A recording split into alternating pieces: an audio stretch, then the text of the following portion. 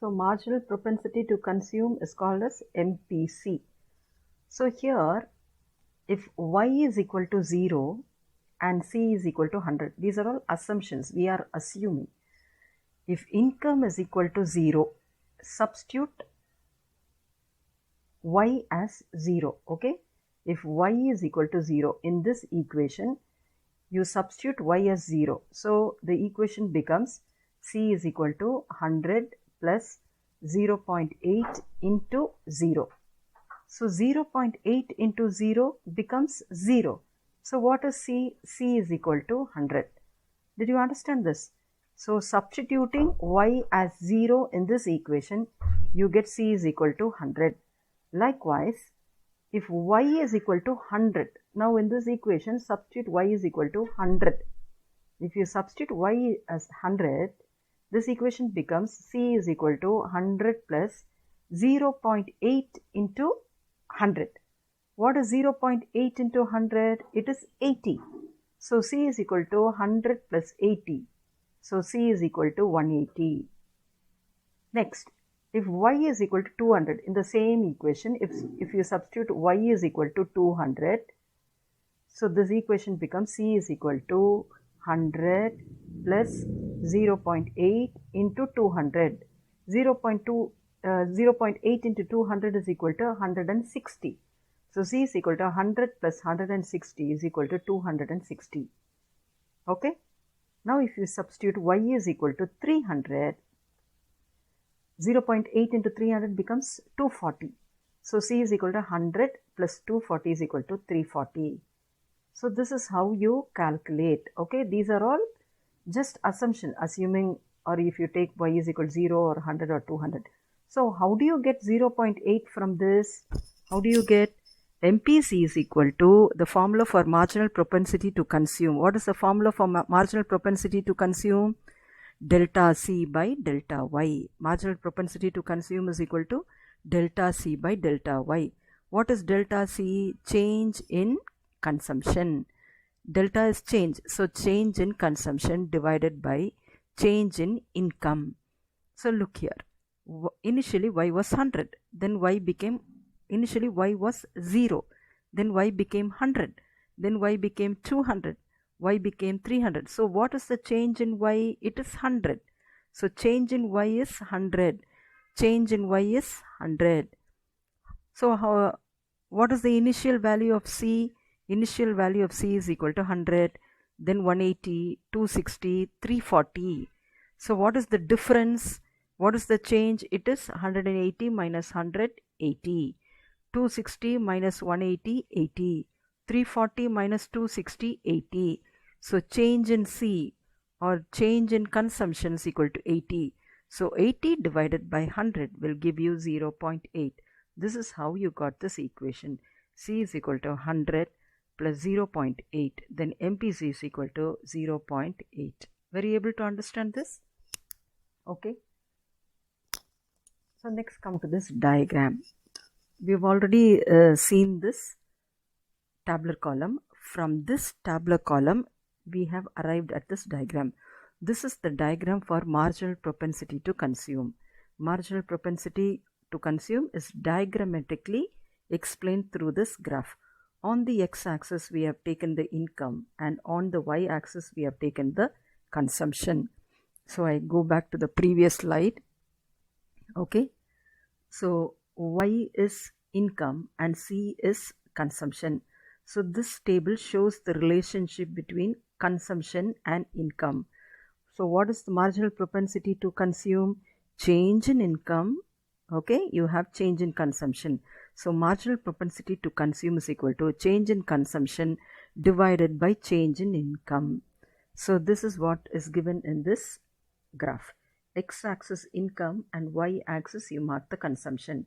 So income 0, 120, 80. I have taken only certain points 0, 120, 80. On the consumption curve, we have taken certain points 20, 120, 170. 20, 120, 170. 20, we have taken 20, then we have taken 170. Likewise, here we have taken 0, 120 and 180. 0, 120 and 180, 20, 120 and 170. So look at this diagram. This line is equal to C is equal to Y. This line is called as the consumption is equal to income line. This is a 45-degree straight line. C is equal to Y. What do you mean? Anywhere on this line, consumption will be equal to income. Consumption will be equal to income. So the 45-degree line indicates that consumption is equal to income. Or you can also say this line is a zero saving line. You do not have any savings in this line. This is a very, very important creative question, very often asked. Okay. What does the 45-degree line signify? The 45-degree consumption line signifies that consumption is equal to income.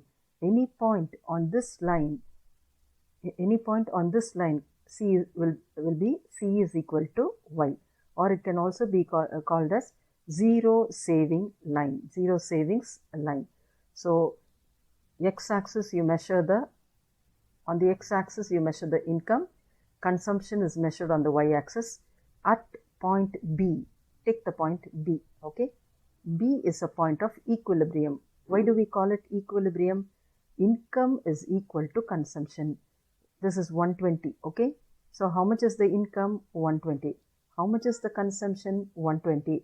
So consumption is equal to income.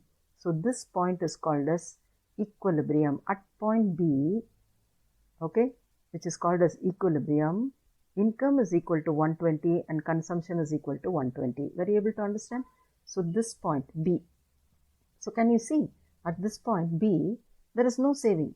So this line is called as zero saving line, or consumption is equal to income line. So B is the point of equilibrium. Then come to S. If you go to the next point, suppose if you come here, okay, this point, how much is this? 180. Income is 180, okay. How much is the consumption? Consumption is also 180. So here also consumption is equal to income. This is also another equilibrium point where consumption is equal to income and savings equal to 0. But now we are coming to point S.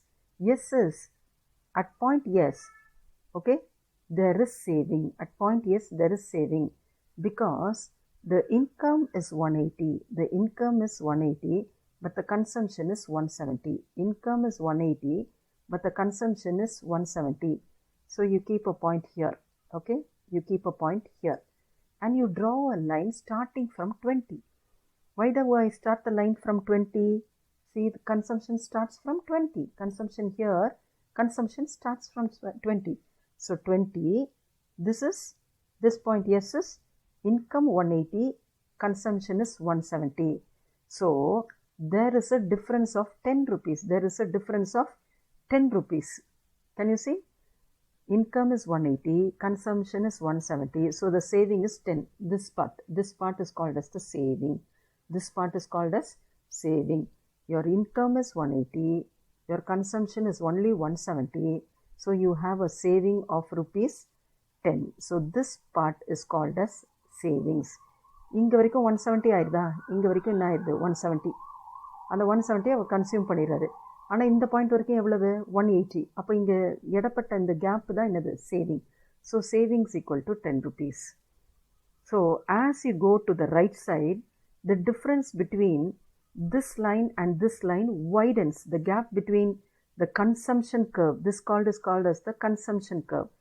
This consumption curve and the income consumption curve, there is a widening of gap. That means the saving increases. As you go to the right side, the saving increases. At C, curve indicates the division of income between consumption and saving. So this line indicates how much is consumed and how much is saved. In 45-degree line, at all levels, income and consumption are equal. It is a linear consumption function. What do you mean by linear consumption function? Linear consumption function means the marginal propensity to consume will be stable, or it will be a constant, that the difference in the marginal propensity to consume will be constant. There will not be any change in marginal propensity to consume. That is why it is called as linear consumption function, and it is a straight line. When income is 0, people spend out of their savings. Already we saw this. When income is 0, people try to spend from the savings, or it can be begging, or it can be borrowing also. So that's why the green color, this curve starts from 20.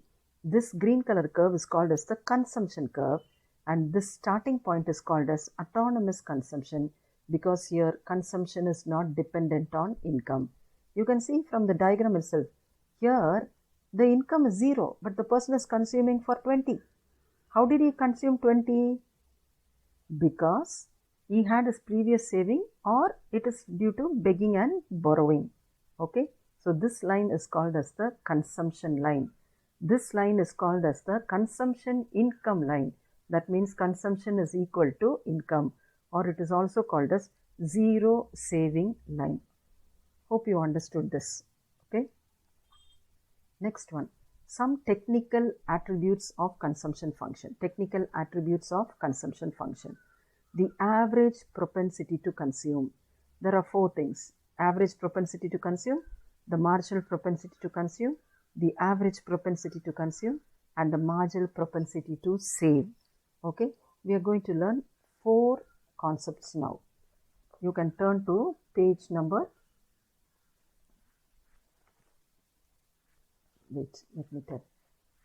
turn to page number 55. Okay, technical attributes of consumption.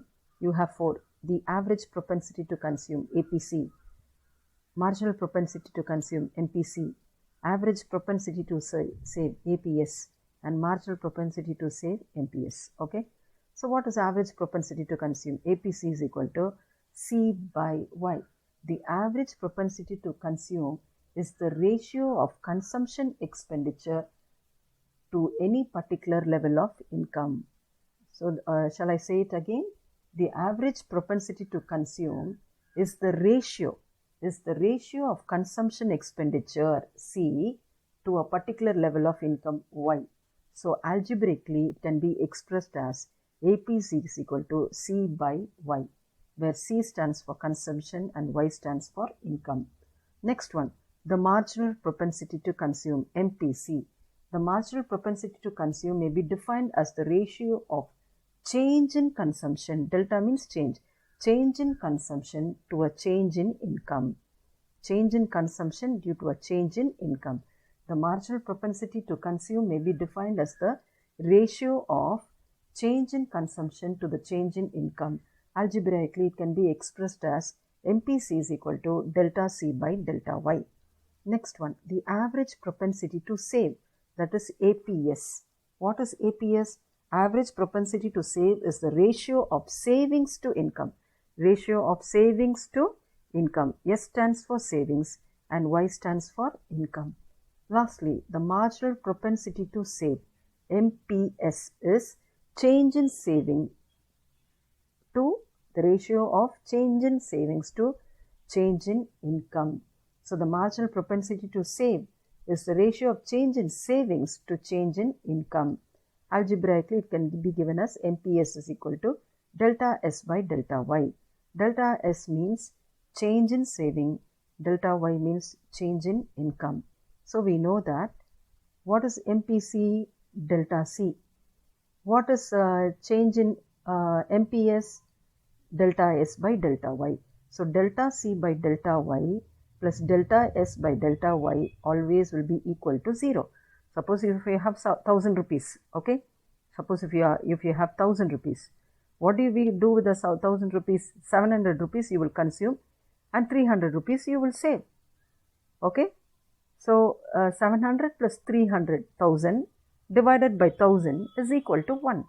So that's why MPC is equal to MPC plus MPS is equal to 1. How do we get that? Change in consumption divided by change in income plus change in saving divided by change in income is equal to 1. So from this equation, MPC plus MPS is equal to 1. You can take out MPS to the left hand side. MPS is equal to 1 minus MPC. Are you able to understand? MPS is equal to 1 minus MPC, or MPC is equal to 1 minus MPS. So what did we see today? First we saw consumption and investment function. Then I told about the formation of capital and what are the important concepts that we are going to see in this chapter. Then I explained the consumption function, or the propensity to consume. What is propensity to consume? Propensity to consume refers to the relationship between income and consumption, that is C is equal to F of Y. Then I told about dependent variable C and independent variable Y. Then we went on to income consumption schedule. This is a schedule of the income and consumption. From that you can calculate the savings. Later on, with this tabular column, I explained this graph, okay? The marginal propensity of consumption, the marginal propensity to consume. Later on, we saw the technical attributes of the consumption function. Average propensity to consume, the marginal propensity to consume, the average propensity to save, and the marginal propensity to save. I think we can stop with this. Okay, hope you understood all these equations. You have some homework. I will post the homework in the group. Okay, you can turn to page number 74. 21st question, what is consumption function? Then the 22nd, what do you mean by propensity to consume? Then define average propensity to consume. 24th, define marginal propensity to consume. All that we have already seen. Then define average propensity to save. Define marginal propensity to save. All that will be given as homework. Okay, we'll stop with this, girls. Thank you.